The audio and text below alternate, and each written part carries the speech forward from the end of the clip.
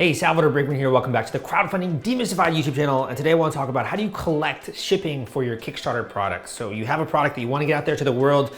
You want to have everyone around the world see this product. How do you actually ship it out to them and recoup the costs for that? We're talking about that in today's video.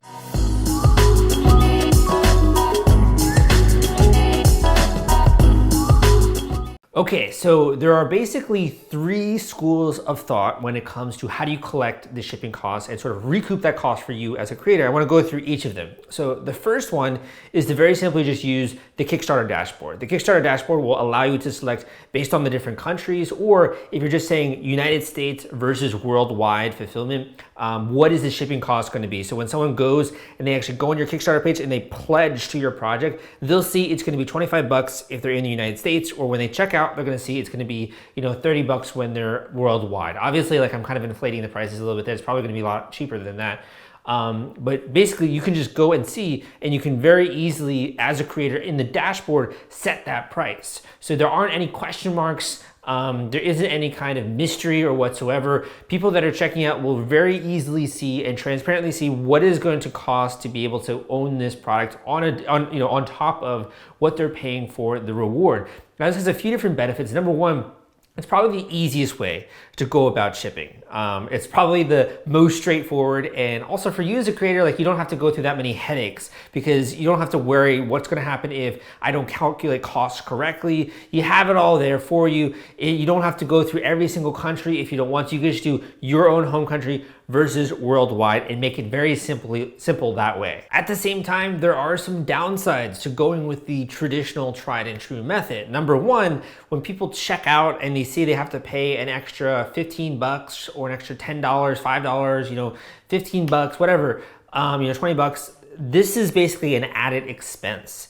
And it can make a lot of people hesitant about actually participating in your project. If they see, look, now I have to pay this extra money in order to get this product, it's gonna make some people question whether or not they even wanna participate in your campaign. And you will lose some people on that checkout page just kind of naturally, because they really then have to assess themselves, am I willing to pledge at this higher tier? Because let's just say your product is 50 bucks and shipping it is like $15. They're not actually just supporting you for 50 bucks. They're having to pay in $65 in order to get this product. So it's a little bit of a moment where you're gonna see a little bit of spill off where people who do check out and they don't like the amount that they have to pay for shipping, maybe they're gonna complain in the comments section, and they might say something like, why do you have to pay so much for shipping? Or how can you decrease the shipping rates? Or is there anything you can do? You guys are already raising a bunch of money. Like what can you do to really get the shipping rates down? And as a creator, you're probably gonna have to deal with that a little bit. For other people, they might not say anything. They might just, abandon the cart, if you will, cart abandonment. That's a very common term in e-commerce, but other people will be fine and they'll be happy because they want to receive this product and they know that this comes with supporting a Kickstarter campaign. So that's kind of the first school of thought. The second school of thought says that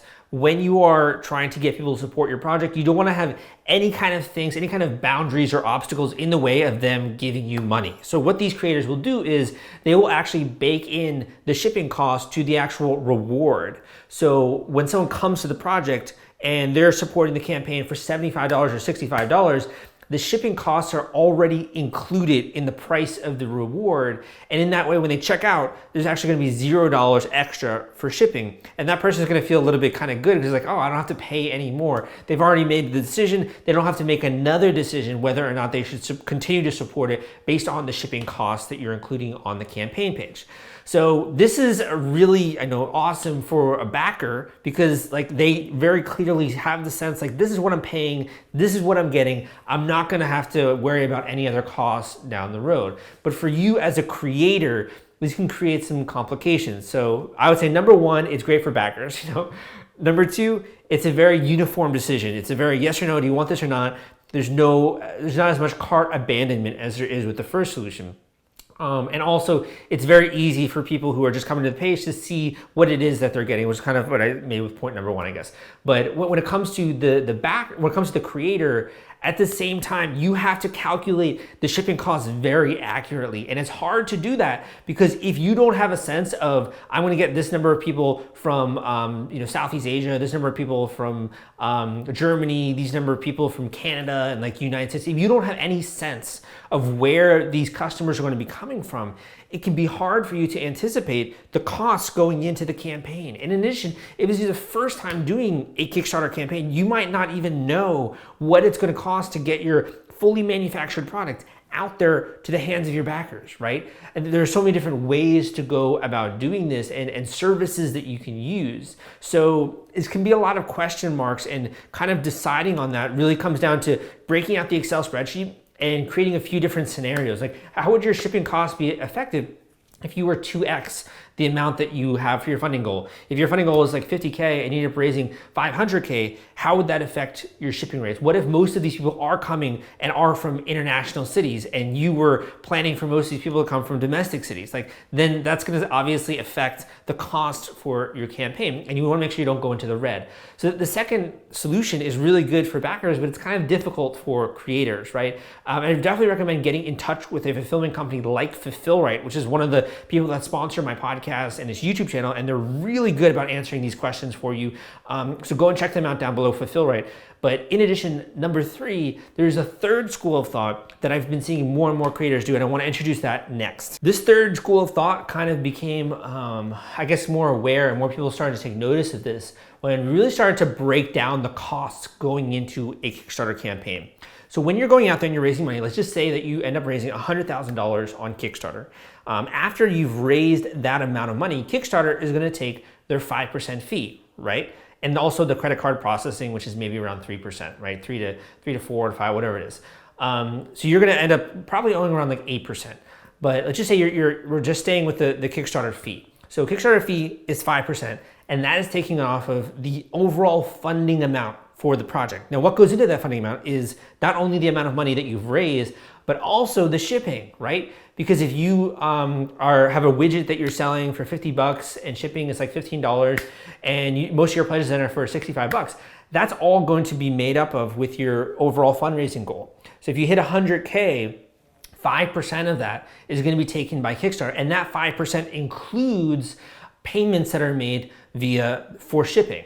So in other words, Kickstarter is getting a percentage of the revenue that you're generating on Kickstarter based off of the additional shipping costs included on the platform. Now it's kind of like a little bit, I don't know if that made that super clear, but basically when a backer goes, they check out on your page and they select, I want this reward, it's $50. Then they also select shipping, so $65. So in total, after that reward has been claimed, an extra $65 is added to your overall funding goal. Your funding meter goes up by $65, right? So Kickstarter is entitled to 5% of that. So they're entitled to not only 5% of the actual order, but also 5% of the shipping, which is attached to the order. So that's kind of interesting because that means that you basically, as a creator, if you're raising more and more people are buying into the shipping, you're also going to have to pay more and more fees over time. So what creators have come to as a workaround for this is to collect shipping after the campaign. So this way, that 5% that Kickstarter assesses is not going to be included when it comes to the shipping costs. And that way you can reserve all of the money that's being directed towards shipping just for shipping. You don't have to account for the 5% fee.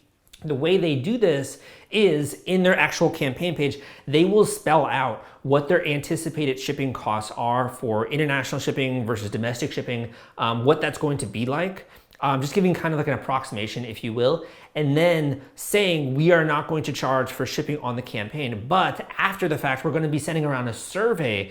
And after the fact, when you give contact information, all that kind of stuff, when you check out, then you're going to be assessed your fee for shipping the product. So it's not going to happen when you go and check out. You're just going to go and check out on Kickstarter.com. It's going to be $0 for the actual shipping rate. But afterwards, after the campaign has been successful, at that point in time, then they are going to send a survey and they're going to charge you for shipping. So basically you're charging the shipping after the campaign has been completed. Now there are a number of ways to go about doing that. I think that kind of goes beyond the scope of this video, but it is the third school of thought. Now some of the pros and cons here. First of all, with the pros, number one, Kickstarter is not going to take a percentage of the pledges that are directed towards shipping. Number two, I think a lot of backers are really going to like that fact because it means that all of their money is then going towards just getting them the product to them. You know, they're not having to pay an extra amount in order to assess the Kickstarter fee. So they're really getting the best rate possible. For creators, that's also good because most of the funding then is going to where it should. But the problem here is that as a creator, you aren't going to get to higher and higher numbers as easily as another project that does include shipping. Because think about it, you have two identical projects. One product does include shipping. So if someone goes and checks out, it's a $65 pledge. Another project goes and checks out, it's a $50 pledge because they're gonna assess shipping afterwards. Your fundraising goal in case A is gonna increase by 65 bucks. Your fundraising amount in case B is only going to increase by $50. So $65 versus $50. So you're not gonna grow as quickly when it comes to your funding meter. And that's something to be aware of. And that's really the main drawback that I see to assessing a fee after your campaign has finished. And it's something to be aware of for you as a creator. So these are 3 easy schools of thought. Think about which one that you want to go down. This whole fulfillment and shipping concept can be really difficult to explain, and it can be very a nightmare trying to decide international shipping. Where should you even, how should you package this? Where should you have your manufacturing be sent to? Should you have to do it at home? Should you do a fulfillment company? So if you are at all feeling overwhelmed, I recommend that you reach out to the guys down below, fulfillright.com. I will link that up in the description of this video.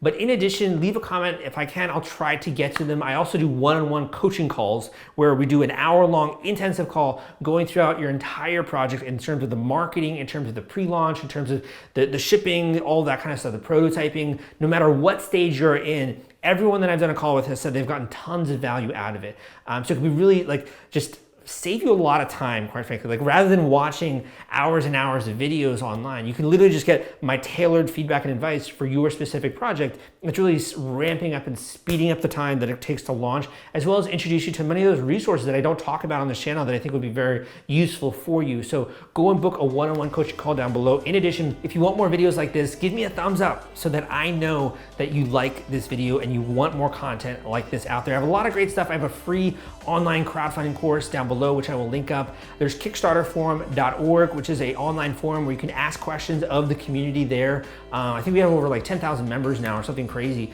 And you can also, if you want to, join my weekly crowdfunding tips newsletter where I send out killer crowdfunding tips from Sal, where I'm basically introducing you to some of my new content, some of the stuff that you might not know about, some of the new techniques and hacks that I'm discovering along the way. So go and join that one also. A lot of great stuff for you to take action on. I hope you liked this video, and I'll see you next time.